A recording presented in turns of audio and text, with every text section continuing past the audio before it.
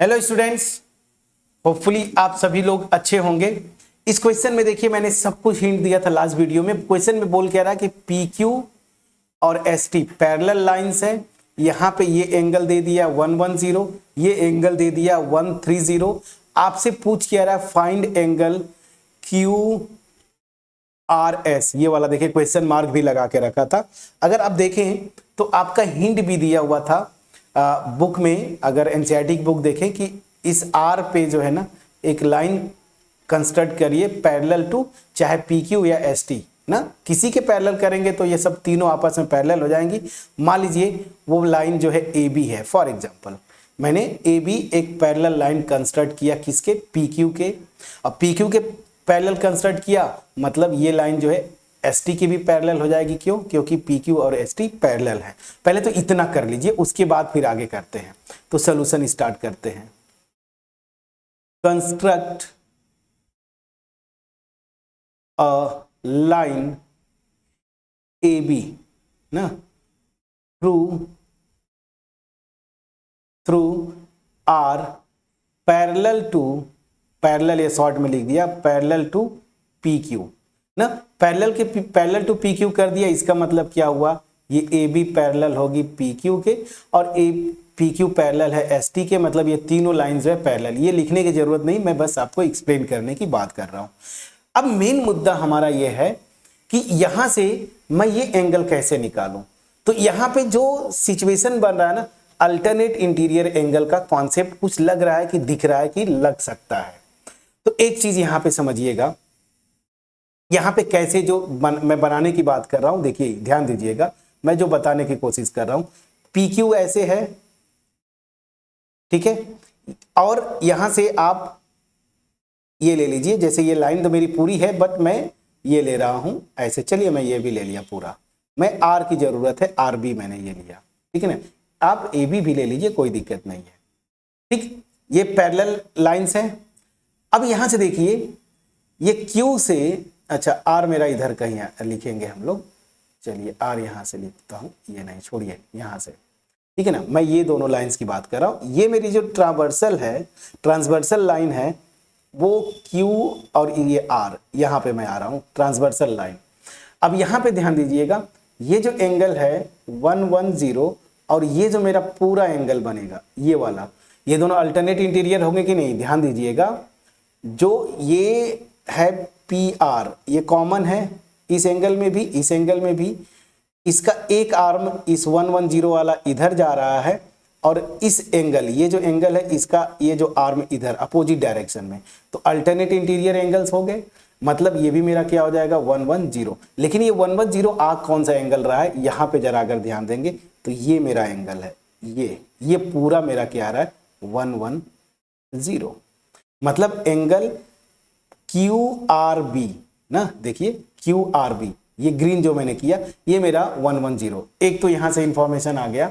अब अगर मुझे क्यू आर एस निकालना है, ये वाला पोर्शन जो मैंने दो पिंक किया ना, जो क्वेश्चन में पूछ रहा है, तो अगर मैं ये एंगल निकाल लूं, ध्यान दीजिएगा ये वाला एंगल, अगर ये एंगल निकाल लूं ब्लू लाइन से जो दिख रहा हूं, तो 110 में से इस एंगल को सेपरेट कर दूंगा तो मेरा ये क्वेश्चन में जो एंगल पूछ रहा है क्यू आर एस वो निकल जाएगा। तो चलिए अब मैं यहां से लैंग्वेज लिखने की कोशिश करता हूं। तो पहला मैं आता हूं यहां पे, ध्यान दीजिए, सिंस ये P Q R this is equal to angle P Q R, this is equal to angle, ये देखिए क्यू आर बी, कैसे, अल्टरनेट इंटीरियर एंगल्स, ठीक है। ये मैंने आपको एक्सप्लेन किया। तो क्यू आर बी जो है यहां से क्या आ जाएगा, angle Q R B this is equal to, ये तो दिया हुआ है ना पी क्यू आर 110, इसको लिख लीजिए इक्वेशन 1। यहां पे आप लिख भी दीजिए since angle P Q are, ये मेरा दिया हुआ है क्वेश्चन में 110 डिग्री, ये निकाल लिया आपने। अब यहां से देखिए क्यू आर बी है क्या, ये है एंगल, अगर आप देखें क्यू आर बी, ये एंगल है Q R S QRS plus angle ये SRB and this is equal to 110। इसको आप इक्वेशन 1 लिखें, ठीक है। अब ध्यान दीजिए, इसमें यही आपसे पूछ रहा था, देखिए QRS ये एंगल पूछ रहा है। अगर मैं SRB निकाल लूं, ये देखिए SRB, अगर ये एंगल निकाल लूं तो इसमें 110 में से सब्ट्रैक्ट कर दूंगा तो मेरा एंगल आ जाएगा। अब फोकस करिए SRB कैसे निकलेगा। SRB, अब जरा ध्यान दीजिए, अब इन दोनों पैरेलल लाइंस पे ध्यान दीजिए। चलिए मैं इसको फिर से कर लिया, कोई दिक्कत नहीं। इन दोनों पैरेलल लाइन, एक है मेरा ST, ठीक है, और यहां पे ये जो मेरी लाइन ऐसे थी AB, मैं यहां पे आता हूं, R यहां पे कहीं है, ठीक है। ये यहां पे देखिए ये SR, इसको मिलाइए, SR को मैंने मिलाया, ठीक है ना। ये क्या है, ट्रांसवर्सल है, ये जो है ST और AB के लिए ट्रांसवर्सल का काम कर रही है, ठीक है ना। ये कौन सा, SR लाइन, ठीक। अब इस ट्रांसवर्सल लाइन के एक साइड में ये देखिए ये भी इंटीरियर एंगल है और ये भी इंटीरियर एंगल है, ठीक है ना। और इंटीरियर एंगल सेम साइड वाले क्या होते हैं, सप्लीमेंट्री होते हैं। तो ये आपका 113 दे दिया, और ये एंगल और इस एंगल का सम क्या हो जाएगा, 180 डिग्री। तो 180 में से 130 सब्ट्रैक्ट कर देंगे, कितना आ जाएगा, 50 डिग्री। ये एंगल मेरा 50 डिग्री आ गया। ये देखिए ब्लू वाला जो है ना, ये 50 डिग्री आ गया। तो बस यही यूज करना था। तो अब मैं लिखता हूं क्या, ऑल्सो एंगल, क्या मैं बोलना चाहता हूं, यहां पे उसको दिया है RST, चलिए RST लिखा था तो मैं वही लिखूंगा, RST this is equal to, नहीं सप्लीमेंट सेम साइड में है ना, तो दिस प्लस एंगल, ठीक है ना, ये वाला angle SRB this is equal to 180 degree. Reason, interior angles, ठीक है, interior angles same side on, लिख दीजिए यहां पे, on same side of transversal क्या, SR या RS लिख दीजिए। तो ये सप्लीमेंट्री होंगे। अब ये एंगल आपको दिया हुआ है, देखिए RST 130 डिग्री दिया हुआ है, plus angle SRB this is equal to 180 degree. तो यहां से angle SRB this is equal to 180 degree minus 130 degree, तो कितना हो जाएगा, 50 डिग्री। इसको लिख लीजिए इक्वेशन नंबर 2। बस SRB आ गया, यहां पे पुट कर दूंगा। तो क्वेश्चन में QRS पूछ रहा था, देखिए वो मेरा निकल जाएगा। तो बस क्या करेंगे, 2 को 1 में यूज कर लीजिए। तो यूजिंग 2 in 1 वी गेट, क्या हो जाएगा, एंगल QRS प्लस ये एंगल मेरा 35 डिग्री, सॉरी 50 डिग्री निकाला है मैंने, प्लीज चेक करिएगा, 50 डिग्री है, सॉरी, ये हो जाएगा 50 degree this is equal to 180 degree. तो यहां से एंगल, ठीक है, मैं इक्वेशन 1 में यूज कर 110 है फ्रेंड्स, सॉरी, ये देखिए इक्वेशन 1 में ये 110 है, 110। तो एंगल QRS कितना हो जाएगा, 110 डिग्री माइनस 50 डिग्री, तो कितना हो जाएगा, 60 डिग्री। तो बस ये आपका आंसर है, QRS यही पूछ रहा था, ये आपका आ गया 60 डिग्री।